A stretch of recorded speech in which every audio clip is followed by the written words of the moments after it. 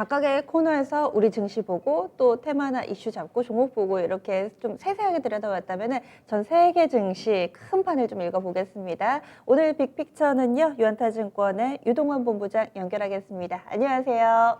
안녕하십니까? 네, 오늘 직접 주제로 골라주셨는데요. 그 부분 보겠습니다. 미 연준, 미 재무부와 싸우지 말자 이렇게 달아주셨는데 어떤 의미인가요? 네.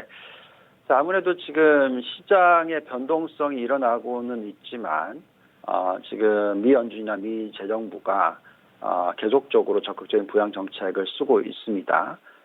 그래서 시장이 좀 많이 올랐기 때문에 차익 실현하고 싶으신 마음이 생길 수도 있고, 조정이 오면 어떡하나 이런 걱정들을 하실 수도 있겠는데, 그러지 마시고 그냥 미 연준과 미 재정부를 믿자 이런 뜻입니다. 즉 계속해서 경기 부양책을 쓰고 있고 경기가 부양이 될 때는 증시는 계속 상승을 할 수 있는 그런 여건이다라는 말씀을 드릴게요.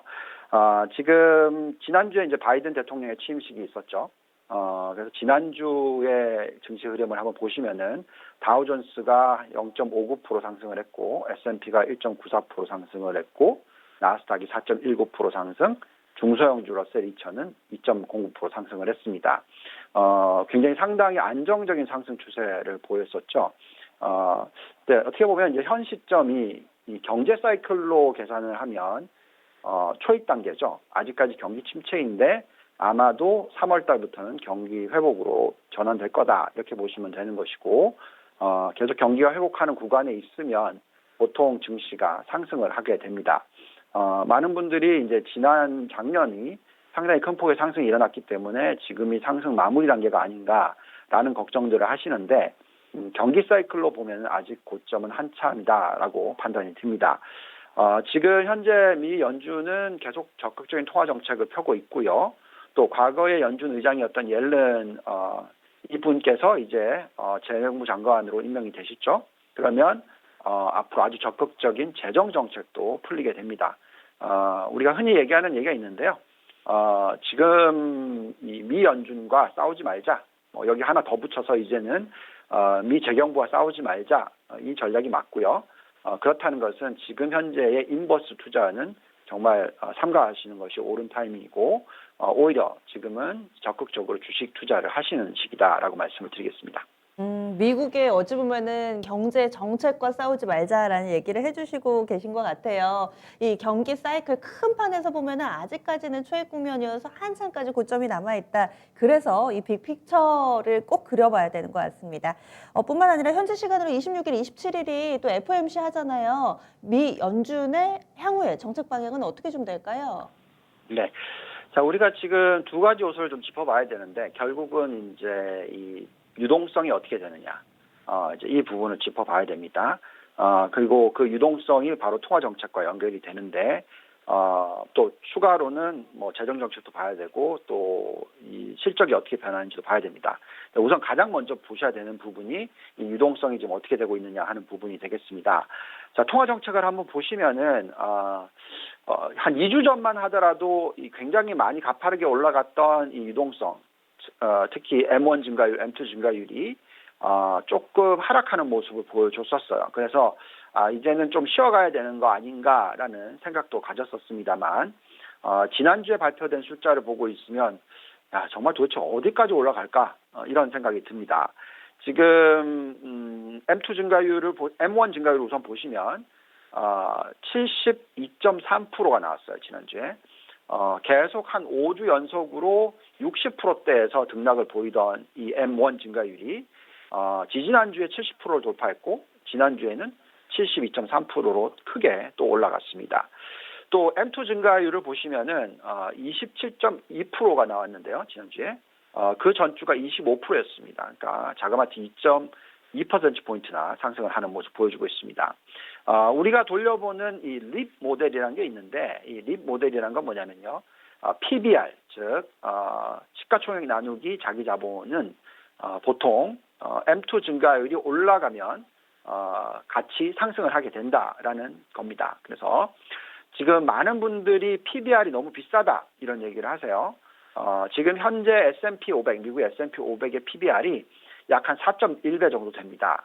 네, 과거 20년 평균이 겨우 2.8배밖에 안 되니까 지금 거의 뭐 50% 가까이 되는 프리미엄에 거래가 되고 있다라고 생각할 수도 있어요. 그래서 이제는 팔아야 되는 게 아니냐 뭐 이런 얘기를 하실 수도 있습니다. 그렇지만 중요한 부분은 지금 현재 시점에서의 10년 국채 금리가 어떻게 되는지 또 유동성이 어떻게 되는지가 굉장히 중요한데요.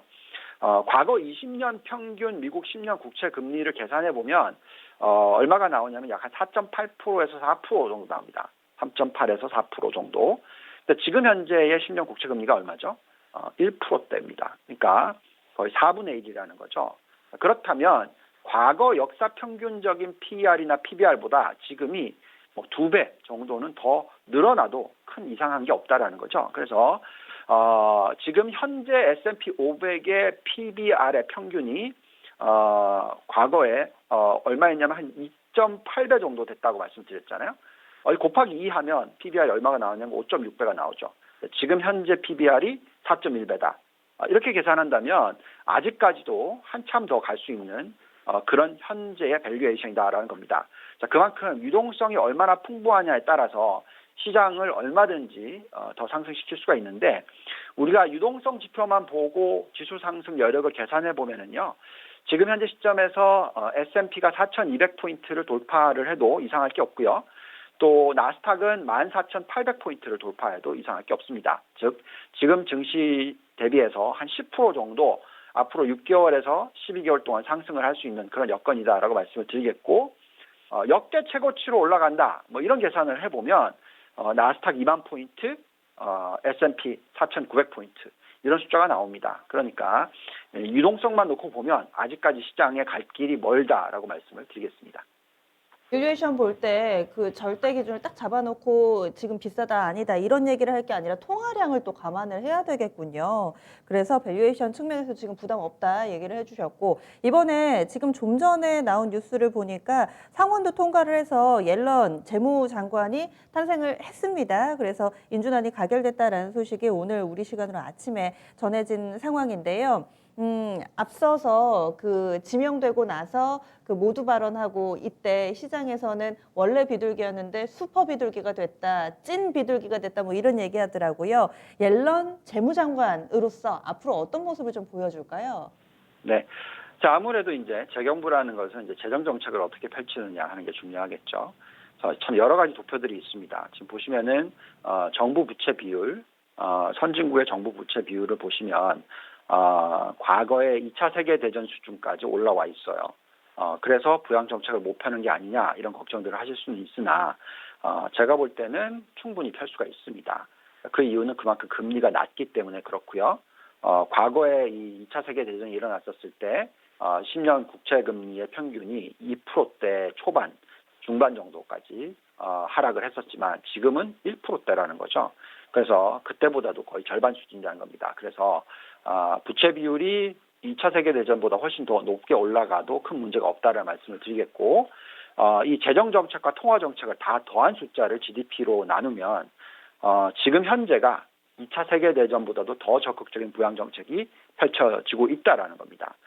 자그마치 글로벌 GDP의 35%, 40%대 과거 2차 세계대전 때가 30% 조금 못 미치는 숫자였으니까 적어도 10%포인트는 더 높다라는 겁니다. 그래서 이런 적극적인 부양 정책이 펼쳐질 때 시장은 계속적으로 고점을 돌파할 가능성이 높고요. 물론 정부 부채 비율이 너무 높아져서 어느 시점에서는 걱정스러울 수가 있습니다. 그래서 그 부분을 저희가 이제 GDP의 몇 프로로 계산을 하냐면 미국의 정부 부채 비율이 지금은 100%를 좀 넘고 110% 미만인데 이런 적극적인 부양 정책을 펴게 되면 어느 시점에서 120% GDP의 120% 돌파하게 될 겁니다. 그 시기가 언제냐라고 계산했었을 때 2024년 정도 돼요. 그렇기 때문에 아직까지 한 2, 3년의 여유가 있습니다. 자, 그래서 이 2, 3년 동안에 부채 비율이 높아지는 부분을 세금을 점차적으로 올려가면서 좀 정책을 펼 수가 있어요. 그래서 당장 세금을 올리는 게 아닙니다. 그래서 우선 먼저 부양책을 쓰고요. 그리고 나서 세금을 올리는 정책이 들어올 겁니다. 그래서 지금 미국의 5차 부양책 주요 내용을 보고 있으면 정말 큰 규모의 부양책이 들어오게 되고요.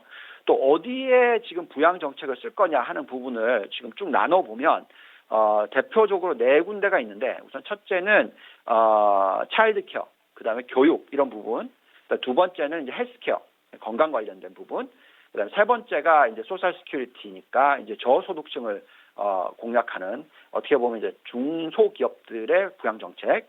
그리고 마지막은 이제 인프라와 도메스틱 스펜딩인데 이게 무슨 내용이냐면 결국 뭐 신재생 에너지에 투자를 한다든지 아니면 전기차에 투자를 한다든지 이런 쪽이 되겠습니다. 그래서 이렇게 이 정책적으로 부양책이 들어가는 걸 보면 결국 어떤 업종에 투자해야 하는지 답이 나오죠. 즉 중소기업 관련된 투자, 또한 신재생 에너지와 전기차 관련된 투자 이런 것들이 가장 대표적이다라고 말씀을 드리겠습니다. 그러면은 지금 미국의 정책 방향이라든지 이런 부분들 주로 이야기를 좀 나눠봤으니까 미증시 투자하시는 분들도 요즘에 좀 많잖아요. 한국에도. 미국 증시 여전히 투자 메리트 있다고 보시는 거죠, 그럼? 네, 그렇습니다. 저희가 이제 선진국의 상승 여력을 한 15개 국가를 들여다보는데요. 그 중에서 지금 가장 상승 여력이 높게 나타나는 쪽이 미국의 대표 지수들입니다. 물론 그 S&P 500, 나스닥, 다우존스 대표 세계 지수가 매력이 있다라는 건 아니에요. 지금 상승 여력을 구해보면은 S&P 500이 한 6.5%, 나스닥이 8.1%, 다우존스가 10.1% 정도밖에 안 나옵니다만 어쨌든 상승 여력이 있다는 거죠. 그렇지만 상승 여력이 굉장히 높게 나오는 쪽이 나스닥 100과 러셀 2000 중소형주가 이렇게 올라옵니다.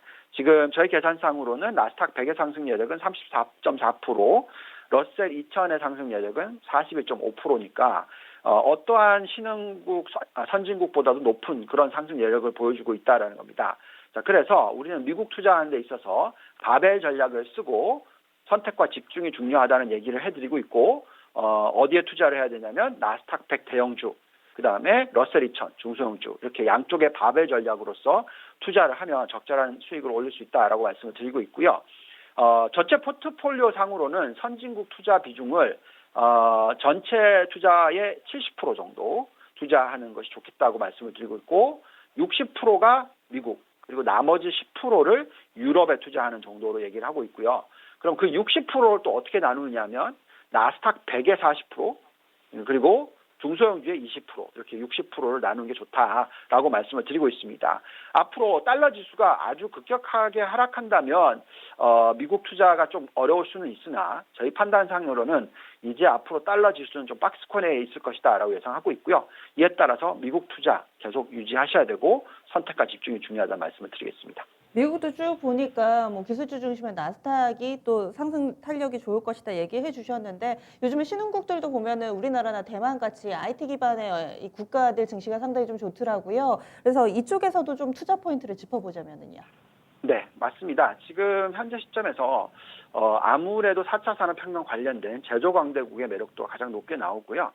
지금 연초 대비해서 가장 상승률이 높았던 지수들을 보시면 베트남, 미국의 중소형주, 한국, 대만 이렇게 올라옵니다. 여기에 이제 좀 내려가면 바로 중국 심천이 나오고요.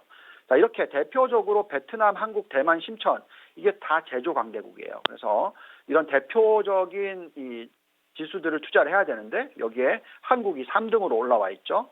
코스피의 상승 여력을 저희가 잔존가치 모델로 돌려보면 아직까지도 한 3,675포인트가 적정가치다라고 나오니까 추가적으로 17% 정도 올라갈 수 있는 여건이 있다라고 말씀을 드리겠고 또 코스닥도 1,076이니까 지금보다 한 10% 정도 상승 가능하다라고 생각하고 있습니다. 대표적으로 저희가 좋아하는 업종은 전 세계적으로 좋아하는 업종과 동일하고요. 전기차 배터리, 반도체 장비, 신재생 에너지, 언택트 산업, 그리고 바이오 산업 이렇게 대표적인 업종 안에서 대표적인 1등, 2등, 3등 종목을 투자를 하시면 올해 좋은 수익을 올리지 않으실까라고 생각이 듭니다. 그래서 전반신 언바 이렇게 또 압축을 딱 5개로 해주셨네요. 그러면 오늘 큰 그림 그려보겠습니다. 너무 걱정하지 마시라는 얘기를 해드립니다. 지금 현재 시점에서 적극적으로 투자를 하셔도 큰 네. 무리가 없다라는 생각이 들고요. 아직 겁낼 때가 아니다라고 말씀드리겠습니다. 네, 알겠습니다. 오늘 자세한 말씀 고맙습니다. 다음 주에 뵐게요. 고맙습니다. 네, 감사합니다.